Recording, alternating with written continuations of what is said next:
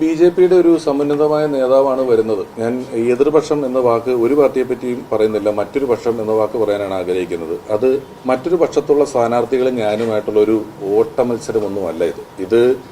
അവർ നിങ്ങളുടെ മുന്നിലേക്ക് വെക്കുന്ന ആശയം എന്താണ്, അവരുടെ ആശയധാര എന്താണ്, കോൺഗ്രസ് നിങ്ങളുടെ മുന്നിലേക്ക് വെക്കുന്ന ആശയം എന്താണ് എന്നുള്ള ഒരു ആശയങ്ങളുടെ പോരാട്ടമായിട്ടാണ് ഞാനിതിനെ കാണുന്നത്. അപ്പോൾ പാലക്കാടുള്ള ഒരു മതനിരപേക്ഷ ജനാധിപത്യ ബോധ്യമുള്ള ആളുകൾ ഉറപ്പായിട്ടും അതിന് തന്നെ മുൻകൈ എടുത്തുകൊണ്ട്, പലപ്പോഴും നമ്മൾ സാമൂഹ്യ മാധ്യമങ്ങളിലൊക്കെ കാണുന്ന പോലെയൊന്നുമില്ല. നമ്മൾ മുറ്റത്തേക്ക് ഇറങ്ങി ഒരു 5 കിലോമീറ്റർ ഇടത്തോട്ടും വലത്തോട്ടും കടന്നാൽ എല്ലാവരും നമ്മുടെ സുഹൃത്തുക്കളും എല്ലാവരും നമുക്ക് പരിചയമുള്ളവരുമൊക്കെയാണ് എന്ന സാഹചര്യത്തിൽ അത്തരത്തിലൊരു നിലപാടായിരിക്കും ജനങ്ങൾ എടുക്കുക എന്ന് ഞാൻ വിശ്വസിക്കുന്നത്.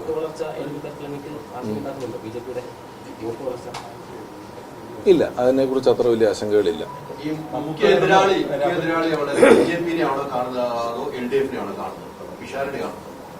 അവിടുത്തെ മുഖ്യ ഒപ്പം മത്സരിക്കുന്നതിലെ മുഖ്യ എതിരാളി എന്ന് പറയുന്നത് ബി.ജെ.പി ആണ്.